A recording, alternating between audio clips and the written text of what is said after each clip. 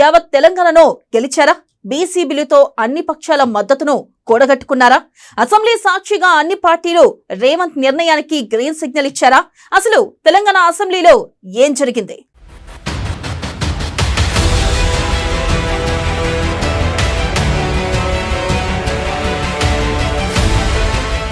తెలంగాణను గెలిచిన CM Revanth BC reservation బిల్లుకు సభలో అన్ని పక్షాల మద్దతు. కులాల వారీగా జనాభా లెక్కలు 42% బీసీలు ఉన్నట్లుగా వెల్లడి. బీసీ రిజర్వేషన్ బిల్లును పెంచుతూ రేవంత్ నిర్ణయం.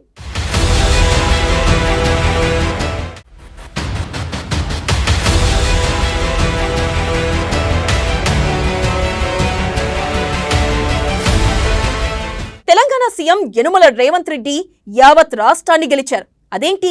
2023 డిసెంబర్లో జరిగిన అసెంబ్లీ ఎన్నికల్లో కాంగ్రెస్ పార్టీ విజయం సాధిస్తే ఆ పార్టీని విజయ తీరాలకు చేర్చిన రేవంత్ సీఎం సీటుపై కూర్చున్నారు కదా. ఇప్పుడు తెలంగాణను ఆయన గెలవడం ఏంటి అంటారా? సోమవారం నాటి తెలంగాణ అసెంబ్లీ సమావేశాలను కాస్తంత లోతుగా పరిశీలిస్తే నిజంగానే రేవంత్ రెడ్డి తెలంగాణను గెలిచారు అని ఒప్పుకొని తీరతారు.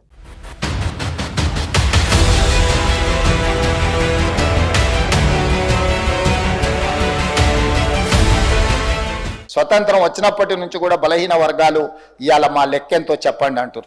ఎప్పుడు కూడా సుప్రీంకోర్టు ఎప్పుడు కూడా ఎందుకు రిజర్వేషన్లు 50% పెంచొద్దు అన్నదంటే మీరు ఎంత జనాభా ఉన్నారో ఆ లెక్క తెలియకుండా మీరు రిజర్వేషన్లు ఇవ్వడానికి వీలు లేదు అన్నారు. ఈరోజు భారతదేశంలోనే మొట్టమొదటిసారి ఒక స్పష్టంగా పారదర్శకంగా తెలంగాణ రాష్ట్ర ప్రభుత్వం మొదటి రాష్ట్రంగా కులగణన, సామాజిక, ఆర్థిక, అదేవిధంగా ఉపాధి, విద్య, రాజకీయ, కుల సర్వేను పారదర్శకంగా ప్రజలందరినీ భాగస్వాములను చేసి ప్రభుత్వం ఒక పకడ్బందీ సర్వే చేసింది, లెక్కలు తెచ్చింది. కాబట్టి ఈ లెక్కలు 100% కరెక్ట్. అధ్యక్ష, సభానాయకుడిగా నేను మాట ఇస్తున్నా, 100% ఈ లెక్క కరెక్టు. ఈ రోజు ఈ లెక్కల ప్రకారం 56.36% బలహీన వర్గాల లెక్క తేలింది. ఆ 56.36% ఉన్న బలహీన వర్గాలకు 42% విద్యా ఉద్యోగాలలో అదేవిధంగా రాజకీయాలలో రిజర్వేషన్లు ఇవ్వాలి అని చెప్పి ఈరోజు తీర్మానం చేస్తున్నాం.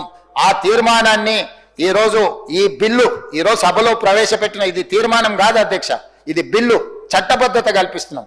గతంలోనే మనము తీర్మానం చేసుకున్నాం, రెజల్యూషన్స్ పాస్ చేసి పంపించినాం గవర్నమెంట్ ఆఫ్ ఇండియాకు, ప్రైమ్ మినిస్టర్కు. ఇప్పుడు చట్టం చేసినాం.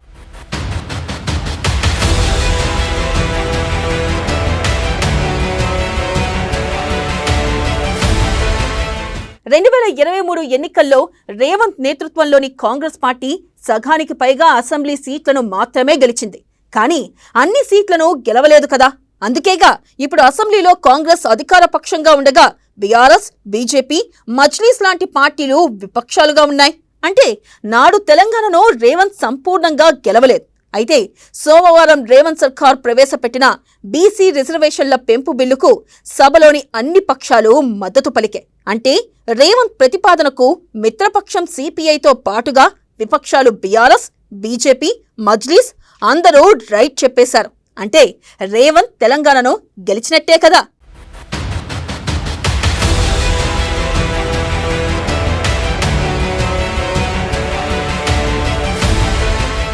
ఇటీవల తెలంగాణలో రేవంత్ సర్కార్ కులగణను చేపట్టింది.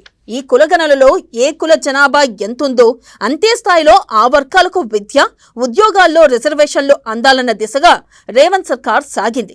కులగణనలో బీసీలు 42% ఉన్నట్లుగా తేలగా ఆ మేరకు బీసీల రిజర్వేషన్లను ఒకేసారి 4% పెంచుతూ ఓ బిల్లు రూపొందించింది.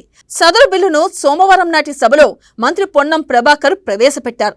ఈ బిల్లుకు ఎలాగూ అధికార పక్షం కాంగ్రెస్, మిత్రపక్షం సిపిఐ ఆమోదం తెలుపగా విపక్షాలుగా ఉన్న బీఆర్ఎస్, బీజేపీ, మజ్లీస్ పార్టీలు కూడా అనూహ్యంగా ఆమోదం తెలిపాయి. ఫలితంగా రేవంత్ రెడ్డి యావత్ తెలంగాణను జైన్ చేసినట్లేనన్న వాదనలు వినిపిస్తున్నాయి.